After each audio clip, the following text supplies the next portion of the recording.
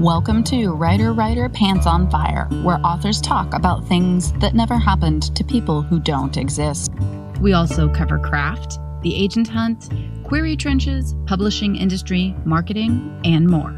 I'm your host, Mindy McGinnis. You can check out my books and social media at mindymcginnis.com, and make sure to visit the Writer Pants on Fire blog for additional interviews, query critiques, and more at writerpantsonfire.com.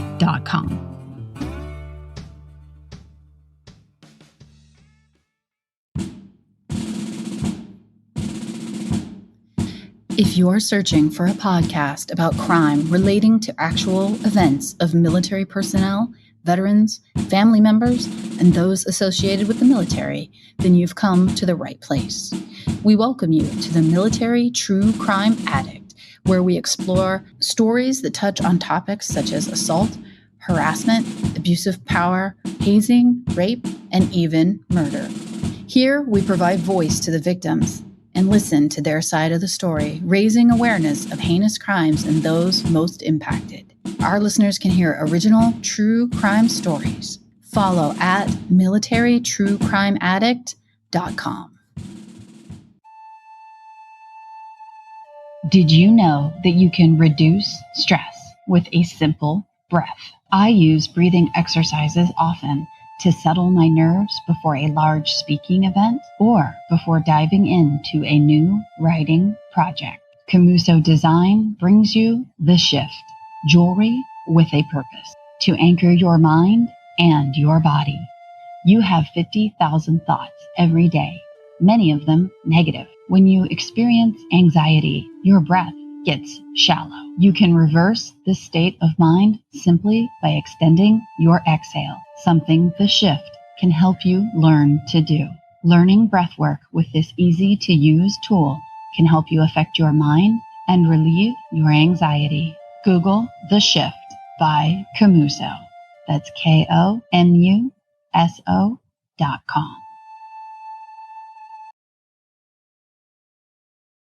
We are here with Laura Hankin, and she is going to tell us about her new book, A Special Place for Women, which comes out on May 11th. And it's about an elite women's-only society that might have a darker agenda going on. So why don't you just start by telling us a little bit about the book? Thank you for having me. So yeah, in A Special Place for Women, a journalist named Jillian, she's not in a good place. She has just lost her job at the new media journalism company that she was working for. Her mom recently died. She's about to turn 30 and she just feels like she's so far behind and she needs a big story to make her name.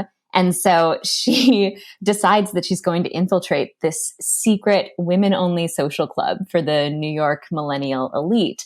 There are all these rumors about them, that membership dues cost $1,000 a month, that Rihanna stops by. Maybe they even elevated and picked the first female mayor of New York, and then when she came for their fortunes, brought her down. And so Jillian has never considered herself a club person, doesn't have a ton of female friends, but decides that she's going to get herself invited into this club and then take them down from the inside, only to realize once she's being drawn in that these women might be far more powerful than she ever expected. It's interesting to me to take, obviously, a feminist stance, at the same time highlight possible problem with power in general. It reminds me of, it's called The Power. Mm-hmm. Have you read that? I have read The Power. So good. Power by Naomi Alderman, which is an amazing book. For my listeners, it's about women suddenly develop the ability to deliver electric shocks through their hands, which means that they can defend themselves, but also get aggressive if they want to. And what's so fascinating about it is not so much that it's about the power of being able to do this, but it's about the fact that power itself is corrupting. Power itself is corrupting. So women end up behaving exactly like men with power. And so I think it's interesting to talk about that a little bit and how perhaps this feminism move isn't necessarily actually serving the people that it was supposed to be in place for?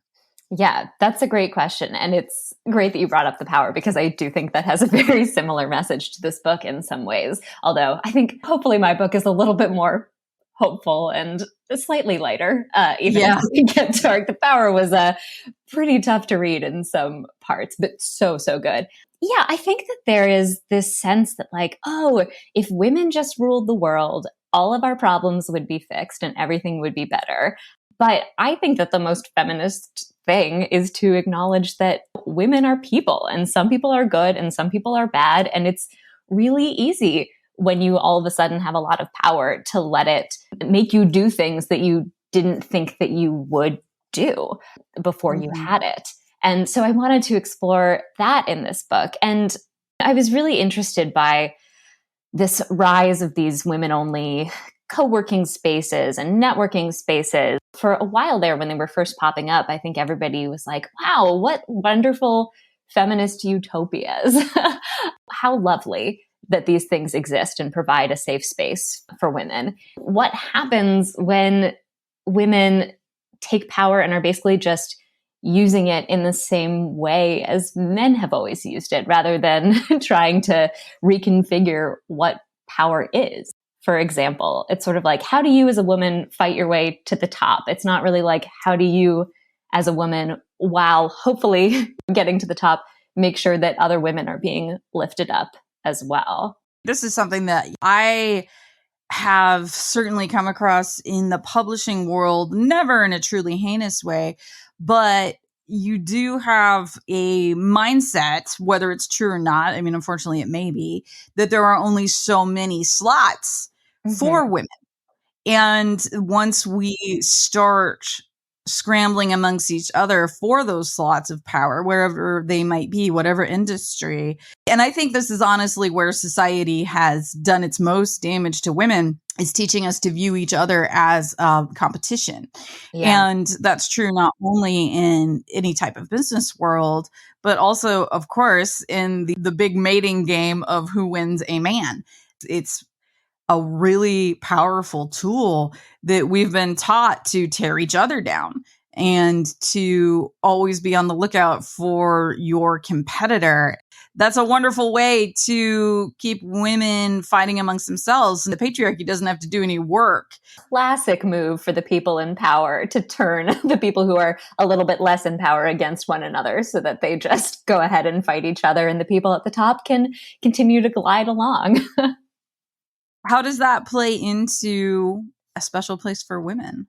So Jillian, the reporter, going into this group of women, she doesn't think very highly of them. I think she feels like they have basically just reinforced these structures, and they, instead of discriminating against people because of gender, they're discriminating in other ways, like through class and through race. And Jillian is a middle class, lower middle class to middle class. She feels very much like she does not belong with these women, that they might look down on her. To get herself into the club, she has to kind of make up a bunch of impressive things about herself.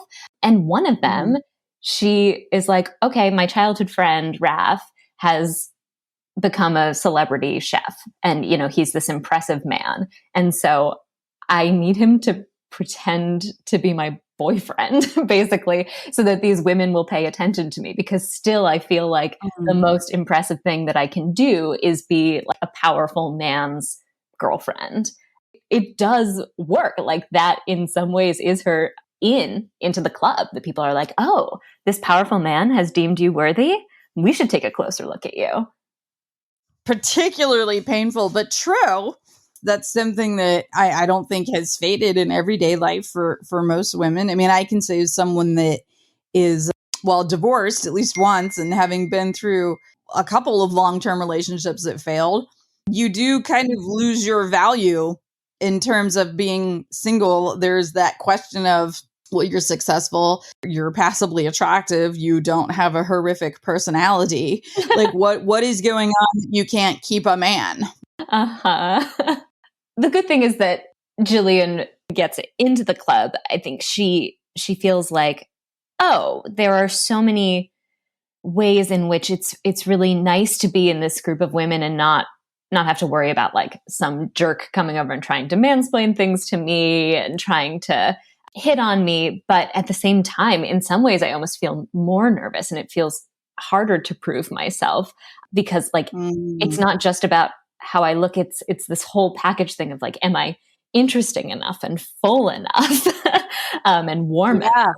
That's a really interesting point because we've definitely been taught what our tools are as women, and they are usually tools that you use on men. I think that's a really interesting point. We are in a situation with other women, we're relying on actual goodwill and connection. But we talk about locker room talk, of course, and that's usually associated with men. But as a female athlete, we have our own, I won't necessarily call it locker room talk, but we have our own locker room environment. There's a lot of like female power there, but it's also just like, it is an aggressive jockeying environment, but it's specifically female oriented. And one of my books is Heroine. It's about an opioid addict, but she's also a female athlete. And I wrote female locker room scenes, and I can't tell you how many female athletes have reached out to me and been like, that was so refreshing because we do have that.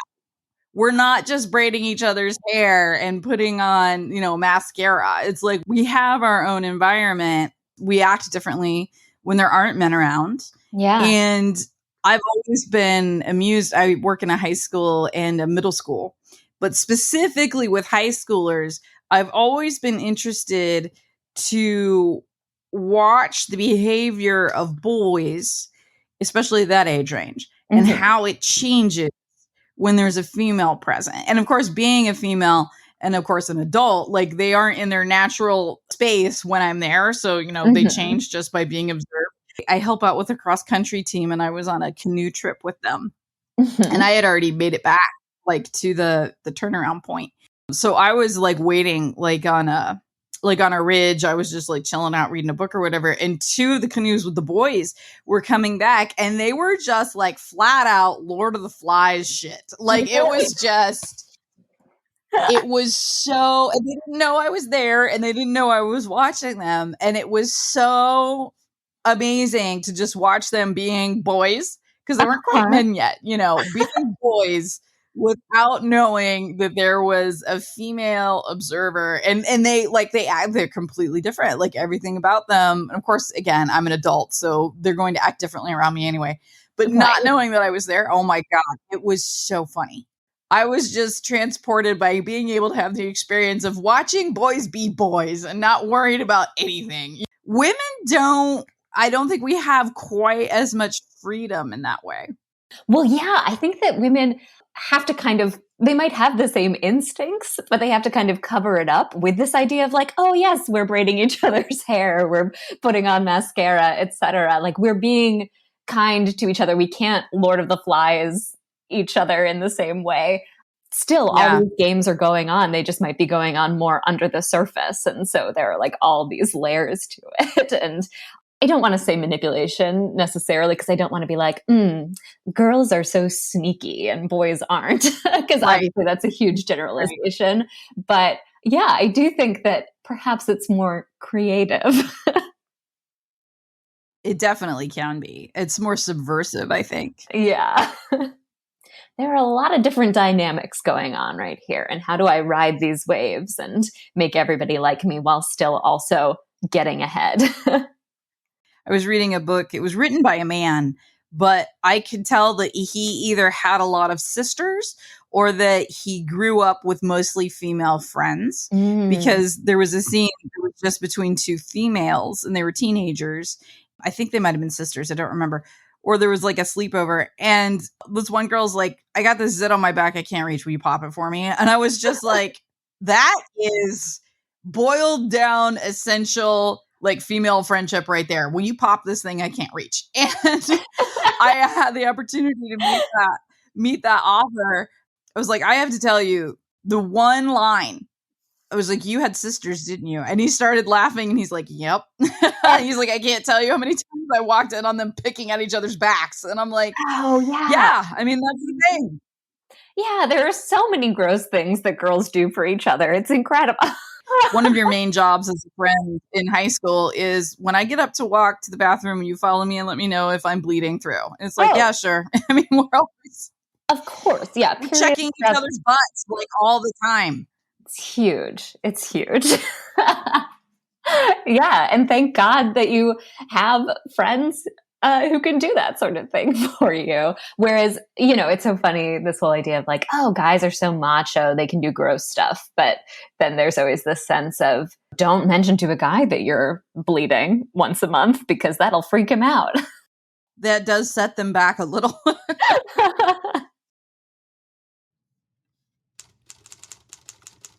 PubSite is the new, easy-to-use DIY website builder developed specifically for books and authors. Whether you're an author of one book or 50, PubSite gives you the tools to build, design, and update your website pain-free. Build your site with a 14-day free trial. PubSite is easy to use. You can set up a simple site within a couple of hours, and when you're ready, enhance with features like a blog, photo gallery, book tour calendar, mailing list sign-up, social media feeds, and more. Too busy to build your own site? Have a PubSite expert build your site for a small fee.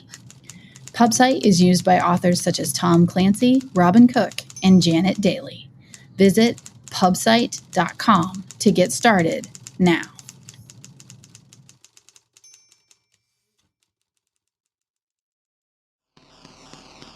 Enter a dark sci-fi universe for mature readers that asks 4 pivotal questions. Are we alone in the universe? Is there a God? What does the future hold? And do you really want to know? Shadowed Stars by Stephen Coutts, Book 1, is available now at Amazon, Barnes & Noble, Google Play, and iTunes. Dive deep into this dark sci-fi that reflects the feeling of unexplored space. Read glossary entries and short stories for free at shadowedstarsbooks.com with new content posting every month. Visit shadowedstarsbooks.com. That's SHADOWED starsbooks.com to start your journey today. I wanted to talk too about your other talent. You are one half of the comedy duo Feminarchy. Oh, yeah. And I wanted to talk about being a female comic. It seems like that is a particularly male-dominated area. It definitely is. Although the nice thing is that it has been changing in recent years. But when I was in college, not that long ago, although I guess longer ago than I tend to think when I'm just like, oh yeah, I was in college yesterday.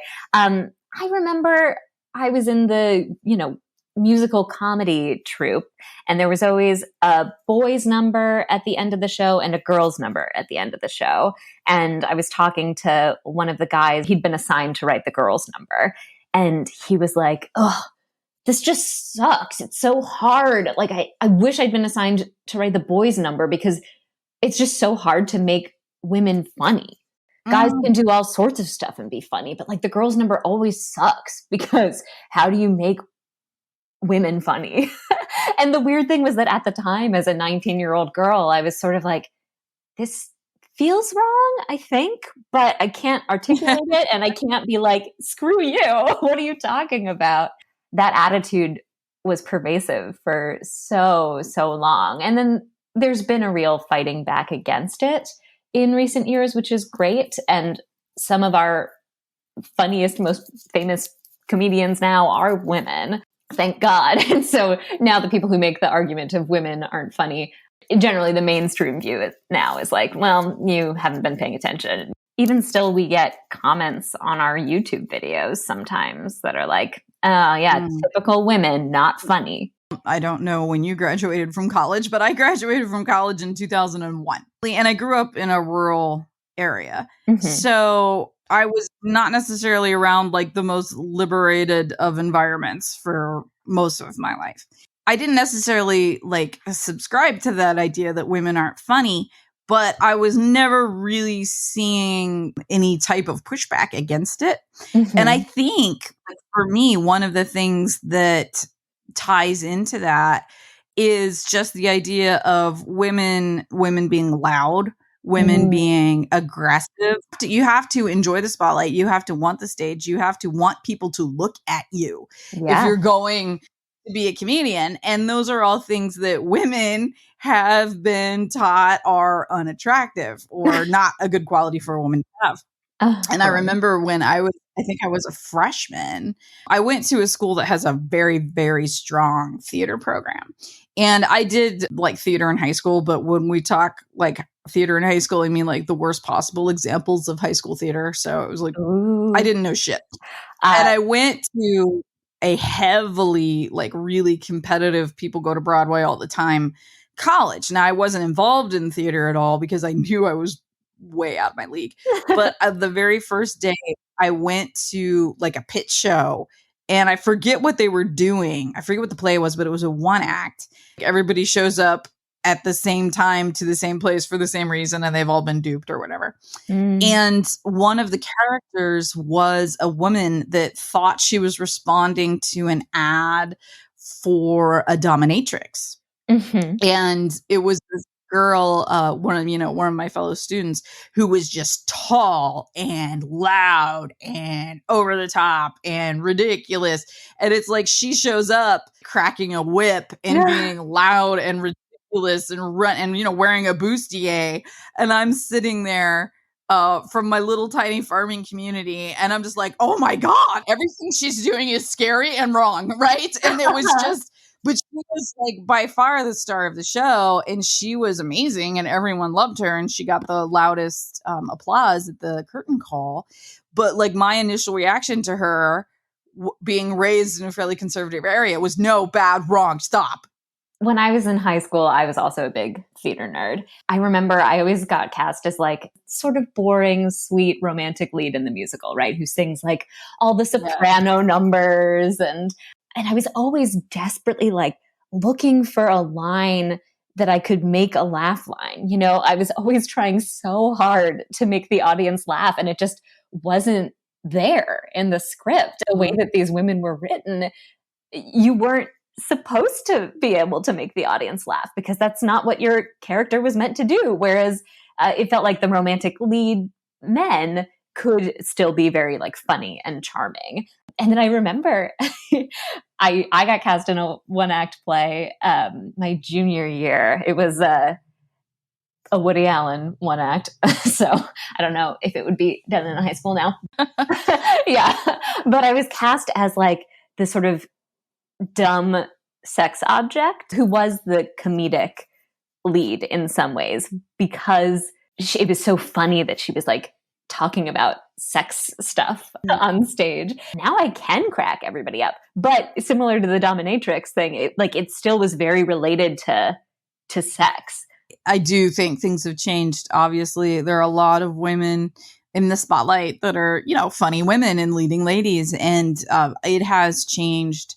I just know that was one of my very first moments where, because I was always a feminist, I just didn't know what like brand of feminist. It was more like, I don't know, it was kind of a selfish type of feminism. It was more like, I'm awesome. I just also happen to be a girl. Right. And so in some ways it was a competitive thing because I saw this girl being loud and being abrasive and being obnoxious and being like just actually tall and big and taking up space and getting all of the attention. And part of it was, no, you're not allowed to act like that. But the other part was, God damn it, why aren't I the one up there doing that, right? And so it was kind of a mixed reaction of like jealousy while also being like, oh my God, my mom would kill me if I did that.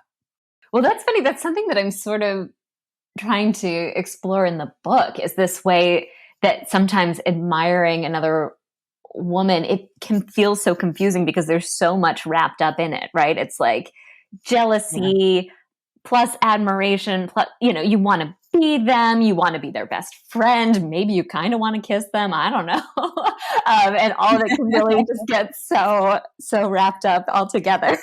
And that's the thing that Jillian, the protagonist of A Special Place for Women, ends up feeling with a lot of the women that she's encountering in this club. Even though she goes in being like, ugh, no, I'm going to hate them all. She really gets drawn into them. I think there is a weird, and I don't think it's natural. I do think it's something that we've been taught, that there's this pack mentality. There can only be one alpha. Mm-hmm. So you're always competing. And if there's someone that's better looking than you or richer than you or funnier than you or taller or has bigger boobs or whatever it is, you have to find an angle at which you're still better. Yeah. Whether it's that you know that her boobs are fake or she definitely got an eyebrow lift. You're going to find a handle where you have the upper hand. Mm-hmm. Mm-hmm. Is there ever a world we can create where we can all just love that everybody that we hang out with is so cool in their different ways and not feel that jealousy? I really hope so, but it's hard. It would be nice. It would be a kinder world, that's for sure. I mean, I'm sure that it happens across genders as well, but I mean, I just know that anytime I have felt any jealousy or envy, it's always toward another female, which doesn't make me feel good, but it's just there. I know. Yeah, and I think the modern movement towards let's all get these shirts that are like women supporting women, and let's get like the perfect feminist tote bags. The slogans are so wonderful. And like, yes, we want to build towards a world where that's the case. But just because you have a tote bag that says it doesn't mean that you actually feel it or are acting that way. And it's very possible that a man designed that tote bag and the company you bought it from, the CEO is a man.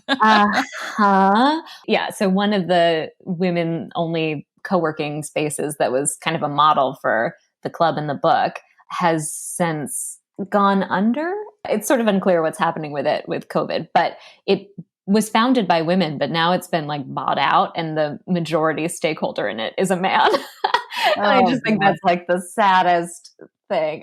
I think finding that equilibrium of a group of women where there's no judgment, there's no comparison, there's no jockeying, that is difficult. I do have that with my friends from college. We actually had a girls' weekend past weekend. Oh. And that's really nice. Like, it exists. There's like 4 or 5 of us. We stay in touch and we get together, and there isn't competition among us. Like, it truly is just support, all the things that come with a group dynamic.